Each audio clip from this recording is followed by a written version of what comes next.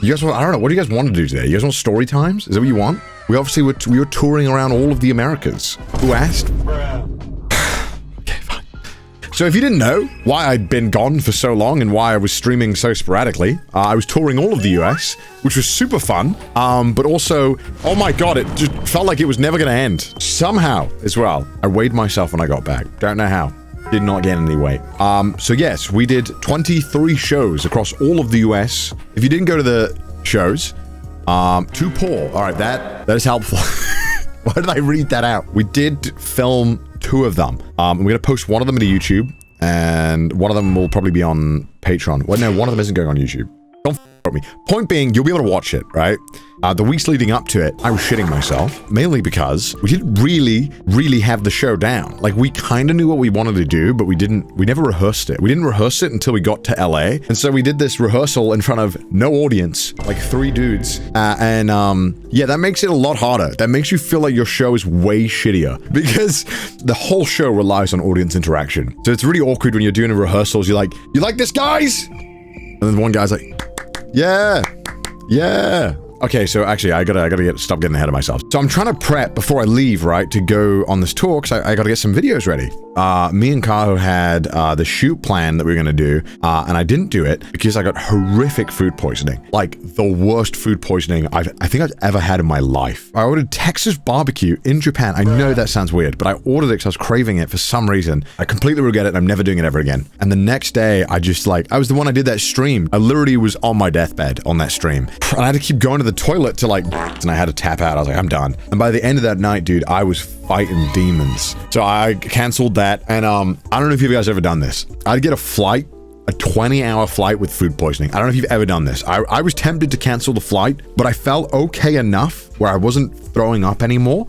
And so I was like, I think I can make this. I think I should be fine. Bear in mind, I'm still shitting every 30 to 60 minutes. It's not great. So I'm at the airport. Dude, I can barely make it through security because I'm holding it in so much. And you guys know, if you ever had like food poisoning, you get no warning. The moment you feel it, you have like 5 minutes tops to get that shit done. So I'm just fighting for my life through this airport, and they probably think I'm the sketchiest motherfucker. I'm white as shit, whiter than normal. Who's just saying something? And they're checking all my documents and stuff. And like, I had a business class flight at least. I was like, all right, well, at least I'll be able to chill in the lounge. So I chill out in the lounge. I try and eat something, because I'm like, I should eat something, right? I get on the plane, and I realized I'm an idiot. I get on the plane, and in this flight, the way that the business seats are laid out is that, so if you get the end one, you have to climb over the guy sitting, right? It's like his legs like this, and if you want to get over, you literally have to go like this. So it's 100% obvious that everyone is sleeping on this flight. The dude goes to sleep immediately, and I'm like, I need to shit right away. I'm hearing like the Mission Impossible music play while I'm climbing over this dude, praying that he doesn't wake up, because I'm making like eye contact with him. I'm like looking at him while I go over him. I don't know why, like it's gonna help me, but if he wakes up, it's gonna look so creepy that a guy is standing over him like this. So I just have to keep doing that for like, I don't know, it's awful, because even though I'm sleeping, right, you suddenly wake up and you just have to shit like right away. Like you have no warning. You wake up after like 2 hours of sleep, awful sleep, and then you go to shit again, and it just keeps continuing. And then you're just praying this entire time that at no point do you ever have to wait. Anytime you have to wait more than 30 minutes, it's a risk that I might shit myself. So I think my layover's in Dubai. I get to security in Dubai, and holy shit, this line to get through security is long as shit. And I'm like, I go to the security guy, I'm like, hey, I'll be honest with you, I really don't feel good, and I think if I wait in this line, there is a really high chance that I might need to go to the toilet or I might throw up. Is there any way I can kind of get through quicker? And the guy looked at me like, huh? Yeah, okay. And so he kind of walks me right to the front of the security thing and just let me through. What a dude, right? I wonder if he thought, I just don't want to deal with this. I don't want to be responsible for this guy shitting. So I get through the thing, and I don't know if you guys have ever been to Dubai. The Dubai Business Lounge is so enormously large to a fault where I cannot find a toilet. I want to eat something as well, and I want to drink a bunch of water. So I'm trying to get a place near the toilet, and I'm just constantly going, and I'm like, God, this sucks. And it's just the worst. It's the worst. And to top things off, when I arrive in the UK, right? I know this is going to sound privileged, just it most certainly is. If you ever book business with Emirates, right? It's way cheaper than the other airlines, probably because all that oil money from the government is subsidized. You get a free taxi when you arrive up to like 80 miles, which is ridiculous. So I was like, I'm gonna make the most out of this. And I got like an hour and a half cab. Awesome. But I'm in a cab for an hour and a half and I need a shit really badly. And the taxi driver keeps talking to me because I told him I was a YouTuber and I should have done it because he asked me what I did and I didn't want to lie. And he seemed like a really nice guy and he kept talking to me about Zoella and how he met Zoella. And I was like, I do not care. I'm so sorry. I just don't care. But I wasn't being rude about it. I was just talking to him, but it was making it worse that I needed a shit and I kept hearing about Zoella and it was just driving me insane. I saw the sign for the services, like the gas station stuff coming up and I was like, hey, pull over. I got a shit. I know that you're not getting paid to wait for me to shit, but I'm so sorry. It's better for the both of us if I shit here. And I just felt awful. I was in the UK for a week and I was just struggling. I was trying to drink with my friends because they were all drinking and I didn't want to be the one left out. So I'd have like 2 beers and I'd be like, no, this is a terrible idea. And it was awful. Then I finally recovered and it was time to go to America to do the tour. And I still felt like shit. So I was like, I flew with fucking WestJet because there was 2 options if I wanted a cheap business class flight. I went for like the layover option to save a shit ton of money. And the 2 options are WestJet or Aer Lingus. And ain't no way I'm flying Aer Lingus ever again. Also, I'm pretty sure I'm blacklisted or some shit and they'll poison my drink if I go on there. So I went WestJet and you lay over in Calgary. Oh my God, that was a whole thing as well. So me and Gaunt rock up to the airport, right? I'd been to Canada maybe like 4 or 5 years ago. To get into Canada, if you're from the UK, you need this thing called an ETA. But I thought, I'm just transiting. I'm like literally there just for a layover. Do I really need an ETA? And apparently, yeah, I did. So I get to the airport, me and Gaunt both get there, and this guy is like, yeah, no, I can't let you on the flight. I'm like, what? He's like, oh, yeah, you need the ETA. I'm like, yeah, I'm not trying to get into Canada. I'm trying to lay over in Canada. Why would I need a visa to lay over in Canada? Oh, my country used to own yours. Why are you making me get a visa? All right?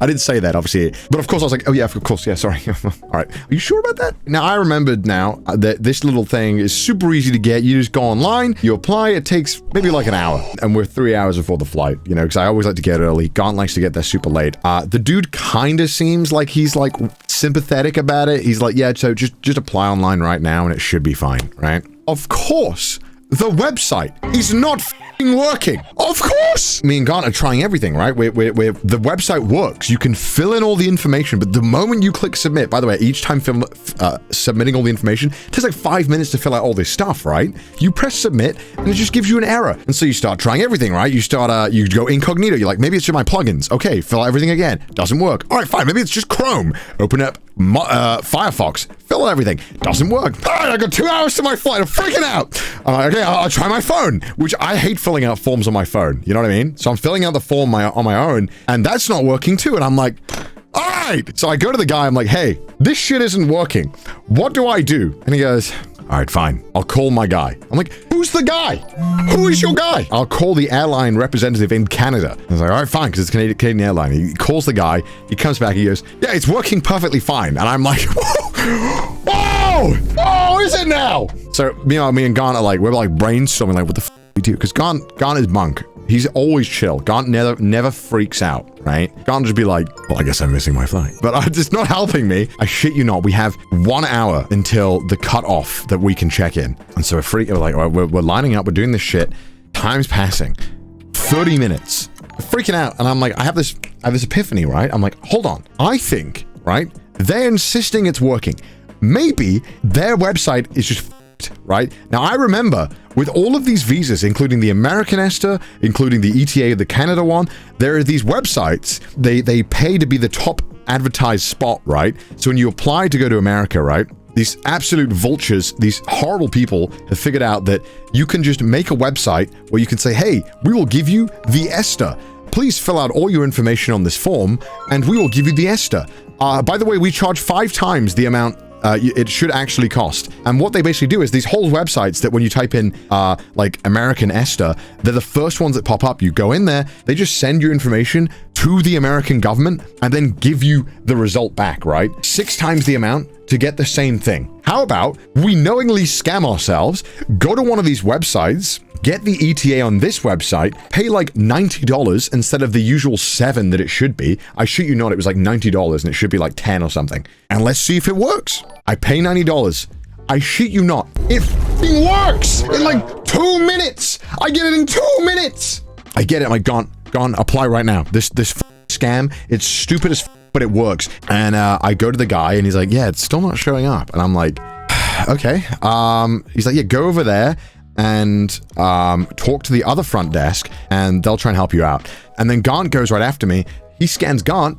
Gaunt works. Even though Gaunt did the exact same thing that I did after me. I go to the front desk. You know, they do that thing where they're like, huh, how much do I give a f about trying to help them? When they do give you that look and you're like, I get it. You deal with a lot of shit. And I shit you not, like the minutes were counting down. And I think it got to about the point where the check-in was cut off. And I thought, I'm not gonna be able to check in. Meanwhile, she's on the phone the entire time with someone trying to like explain, like, yeah, he has it, but it's not appearing on the system. And like, is there anything we can do? And I'm like, Gaunt, just go ahead, man. Just go ahead. So Gaunt starts walking away. And as Gaunt just left my like view, the woman goes, all right, yeah, here you go. Here's your boarding card. I'm like, what?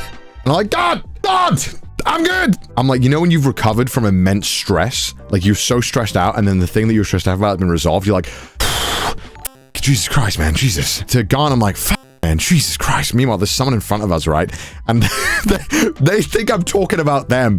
And then these two British ladies go, oh, well, I suppose these two people behind us are in such a rush and are being rude. And I'm like, no, you know what? I am. I'm going through. I'm going past you. I'm too stressed to give a about you misinterpreting why I was sighing and saying Jesus Christ, okay? It wasn't because you were being slow, you were assuming wrong. None of everything is about you, woman, okay? So we get to the security and the line is so long. And Gaunt's like, well, shit. And I'm like, no, we can get through this. And so I swing around, I go to the woman, I'm like, hey, this other woman, obviously, not the woman I ran past. It was another British woman. I go, hey, our flight is boarding 10 minutes ago. Is there any way we could go to the front? And then she's like, oh, yeah, sure. So she just takes us right to the front. We go right through. I'm like, this is awesome. Finally, a W. I think that, like, we have no chance because, like, boarding is, like, about to end. We rock up. They haven't even started boarding the plane. I'm like, this is like, what? Why do they rush for that? Why do they rush? We got on the plane and it all went well. And then I watched Cyberpunk. It was awesome.